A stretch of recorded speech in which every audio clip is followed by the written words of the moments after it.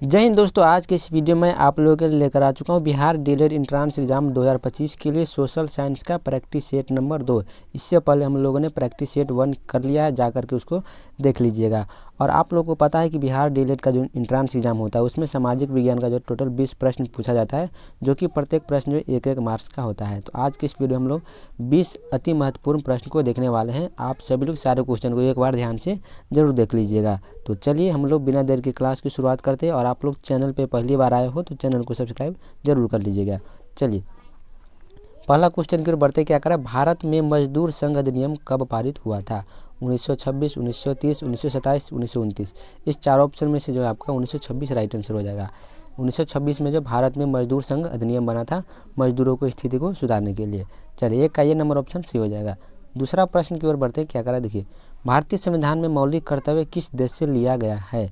भारतीय संविधान में जो है मौलिक कर्तव्य है किस देश से लिया गया? ऑस्ट्रेलिया से, अमेरिका से, रूस से, ब्रिटेन से। तो इसका जो राइट आंसर हो जाएगा, मौलिक कर्तव्य कहाँ से लिया गया है? यह लिया गया है रूस से। और जो रूस से लिया गया और 42वें संशोधन में इसको जोड़ा गया है। भारतीय संविधान की 42वें संशोधन में मौलिक कर्तव्य को जोड़ा गया है। तो ये भी क्वेश्चन आप लोगों को ध्यान रखना है। तीसरा प्रश्न देखिए, आप लोग बैकग्राउंड साउंड को थोड़ा इग्नोर कर दीजिएगा। श्रीलंका को स्वतंत्रता कब मिली है? श्रीलंका जो है स्वतंत्रता कब मिली है? तो 1948 में जो श्रीलंका को स्वतंत्रता मिला था। भारत 1947 में हुआ था, एक साल बाद 1948 में श्रीलंका को स्वतंत्रता मिला था। जिस समय श्रीलंका स्वतंत्र हुआ था उसका नाम था श्रीलंका का सिलोन। आज़ादी के समय श्रीलंका का नाम सिलोन था और 1972 में जो आपका सिलोन का नाम बदल करके क्या कर दिया गया? श्रीलंका कर दिया गया। ये भी आप लोग ध्यान रखिएगा। चलिए, न्यू डील को किस अमेरिकी राष्ट्रपति ने लागू किया था? न्यू डील को जो है Franklin D Roosevelt, option number A इसका जो है करेक्ट आंसर हो जाएगा। फ्रैंकलिन डी रूजवेल्ट ने अमेरिका के राष्ट्रपति जो है न्यू डील को लागू किया था। चलिए तो 4 का ए नंबर ऑप्शन राइट आंसर हो जाएगा। चलिए 5वां नंबर प्रश्न की ओर बढ़ते। 5वां नंबर देखिए क्या कर रहा है। बालघाट खानों में निम्नलिखित में से किस खनिज का उत्खनन किया जाता है?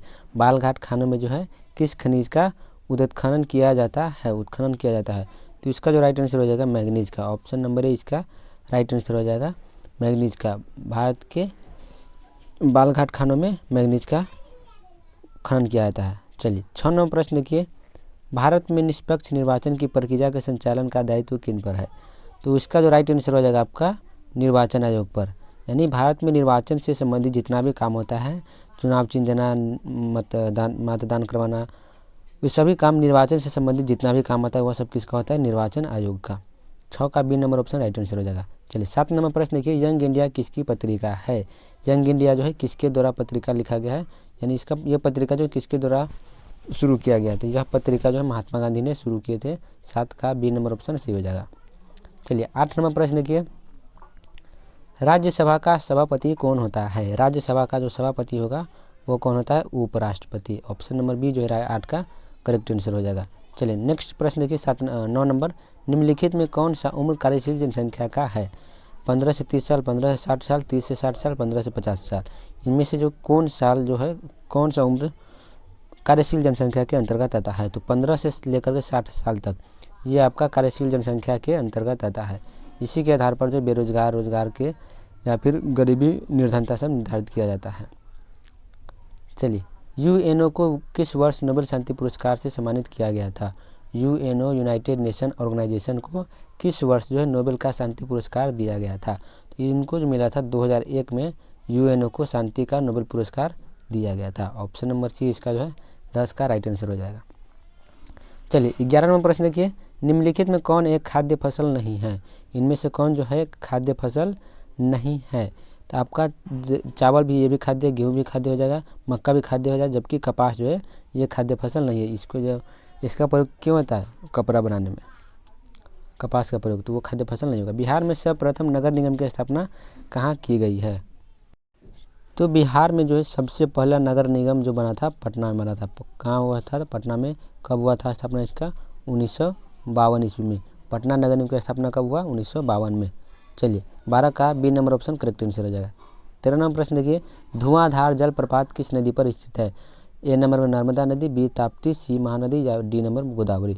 इस चारों में से जो आपका कौन सा ऑप्शन सही होने वाला है? तो आप लोग देखिए, धुआंधार जलप्रपात जो है यह है मध्य प्रदेश के नर्मदा नदी पर स्थित। ऑप्शन नंबर ए जो इसका 13 का करेक्ट आंसर हो जाएगा। एक व्यक्ति एक साम्राज्य और एक नेता का नारा किसने दिया है? एक व्यक्ति एक साम्राज्य और एक नेता का नारा दिया था हिटलर ने। कौन दिया था? हिटलर। ऑप्शन नंबर ए जो इसका करेक्ट आंसर हो जाएगा। अगला प्रश्न देखिए, बाघ परियोजना की शुरुआत कब की गई थी? बाघ परियोजना की जो है शुरुआत कब की गई थी? 1973 में। टाइगर प्रोजेक्ट जो है 1973 में शुरुआत किया गया टाइगर्स को सेव करने के लिए। चलिए 15 का जो है आपका ऑप्शन बी जो है करेक्ट आंसर हो जाएगा। चलिए 16वां प्रश्न देखिए, निम्नलिखित में कौन एक डेयरी पशु नहीं है? कौन जो है डेयरी पशु नहीं है? आपका पता है कि डेयरी पशु इसमें से आपका ऑप्शन के हिसाब से ऊँट जो है डेयरी पशु के उदाहरण नहीं है। बाकी बकरी, भैंस, गाय ये सभी क्या है? डेयरी पशु के उदाहरण हो जाएंगे। चलिए 17 नंबर प्रश्न देखिए, इनमें कौन परिवहन का मार्ग नहीं है? सड़क, जल, वायु तथा पर्वत शिखर। इन सभी में से जो है आपका पर्वत शिखर जो है आपका परिवहन का मार्ग नहीं है। बाकी सड़क, जल, वायु तीनों परिवहन का मार्ग है। तो इसका जो 17 का D number option correct answer हो जाएगा। चलिए 18 नंबर प्रश्न देखिए, संपूर्ण क्रांति का क्या उद्देश्य था? लोकतंत्र की स्थापना करना, निर्वाचित सरकार को बदलना, सैनिक तंत्र की स्थापना करना या फिर आरक्षण की मांग करना।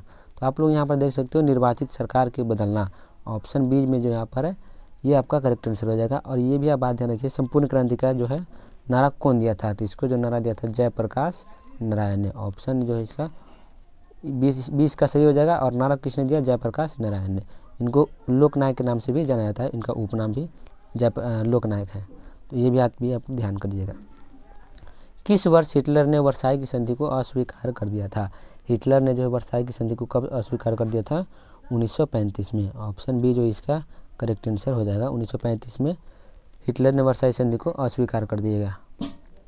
चलिए आज का लास्ट क्वेश्चन देखते हैं, समुद्री मार्ग से विश्व का परिभ्रमण सबसे पहले किसने किया था? तो यहाँ पर आप लोग मैगलन जो है सबसे पहली बार दुनिया का परिभ्रमण किया समुद्री मार्ग से। और ये कहाँ था, मतलब कहाँ के रहने वाले थे? तो ये जो रहने वाले थे एक पुर्तगाली नाविक, पुर्तगाल के रहने वाले एक कौन थे? नाविक, जिन्होंने सबसे पहले विश्व का परिभ्रमण समुद्री मार्ग द्वारा किया था। तो ये रहा आपका 20 महत्वपूर्ण ऑब्जेक्टिव प्रश्न बिहार डीएलएड 2025 के लिए सोशल साइंस का practice set number 2। Practice set number 3 देखने के लिए आप लोग जल्दी से चैनल को सब्सक्राइब कर लीजिए। तो चलिए आज के लिए इतना ही, मिलते हैं हम लोग अगले वीडियो में।